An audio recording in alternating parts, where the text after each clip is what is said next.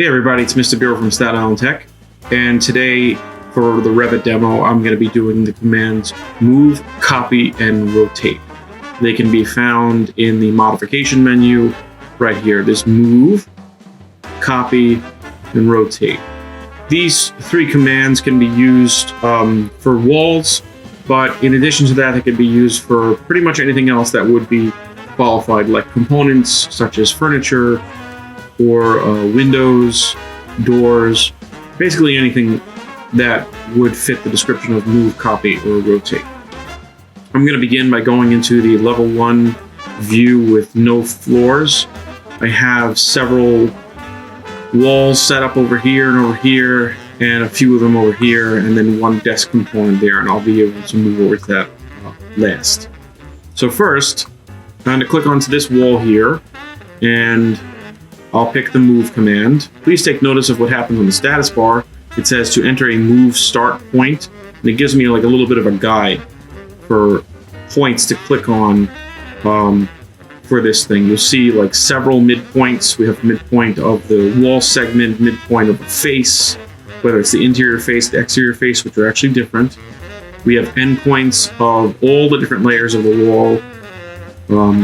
As you can see, there's like 1, 2, 3, 4, 5 different endpoints at each end of this particular wall segment. This is also known as a base point in AutoCAD. So, take a look at the option bars. We have the word constrain and the word disjoin. This wall happens to be joined to this bottom wall over here. So if I do not click disjoin, as I move this particular wall, it will stay attached, which is what I want to do first. I think I'll move the wall based on this core endpoint here. And then as I move it, you'll see that it will not only get longer, but constrain itself to the bottom wall as expected. I'm going to undo that, reselect the command, and then pick disjoin, and then the same snapping point. And as you can see, now the wall will simply just move without staying connected to the bottom wall. The only other option that we have here is the constrain option, and that's a very, very convenient option to have. It is the same as ortho in CAD, where it will constrain movement to only vertical or horizontal movement. As you can see, the mouse is locked into that already. When you're choosing a base point, you may also choose a base point that's not associated directly with the line or with the wall. So I just picked this particular endpoint over here, and I can go ahead and move it. And as you can see, I have that information near my mouse of both the length and angle at which I'm moving this thing based on the point that I chose.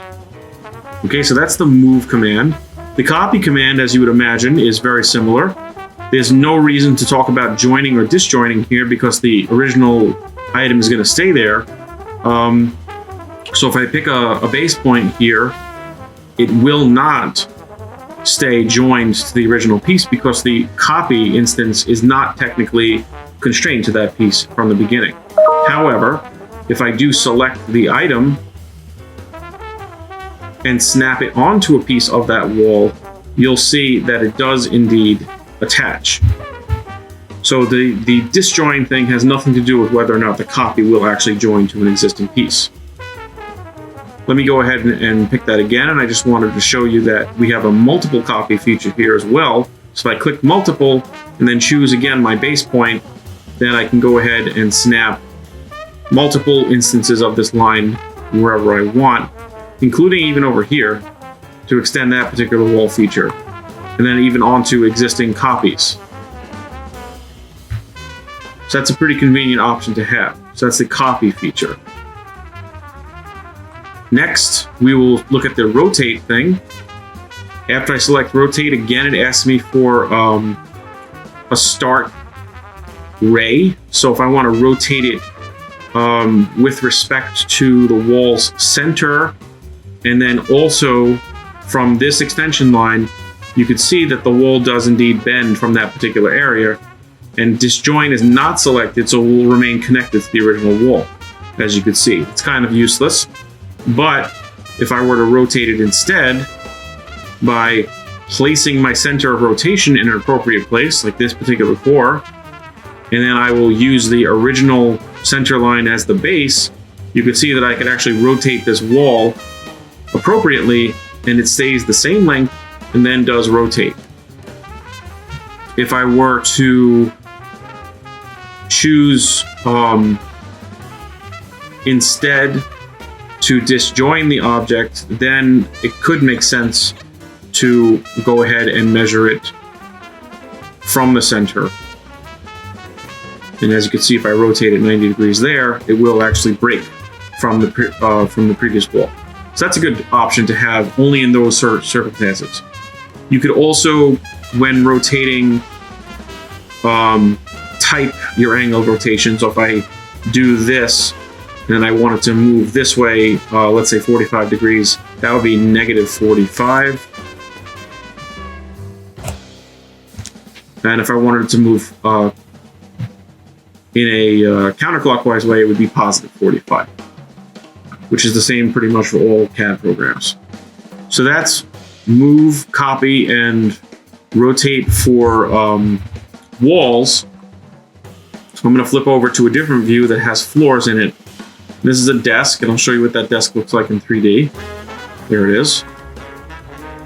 All of these functions, of course, can be done in 3D, but you definitely want to have a better perspective on things. So stick to 2D for most of these things. So if I want to click on top of this desk and activate it, I can go ahead and move it based on any point that's on the desk or a different point in the area. Disjoining doesn't really matter. So I just click and move that desk appropriately. Of course, I can copy the desk, and with multiple selected or not selected, if I leave it selected, and then I pick over here, you can see I can make multiple desks very easily.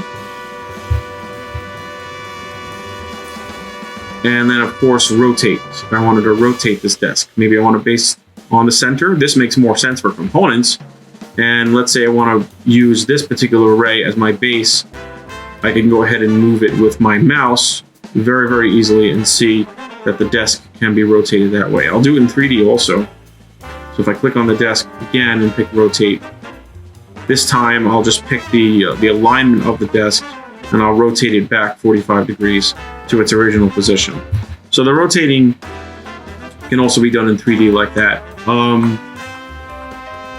Just to show you, for Windows, moving would work just fine, which you really don't have to click on the move command to do that. You can just click it and drag it. But if you want to pick on a base point in particular, you're going to want to activate the move command, and then you can snap specifically to base points, which is really convenient. But another convenient thing here is the copy command, and then I have the multiple thing copied, and I'm going to use the base point over here, and then you can see I could just very easily put new windows aligned very well with the copy command. So the copy command is also something that can be done in both 2D and 3D. I could do it sort of a fake 2D view like this, or even do something like that on an elevation view. So as you can see, this is a lot of different convenient aspects of having these modify commands, the move, copy, and rotate commands, in addition to the commands that we covered in the previous demo, which were align, offset, and mirror.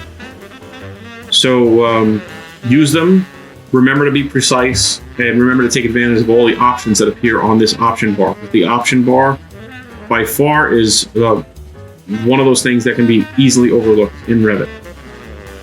Good luck using them, and thank you very much.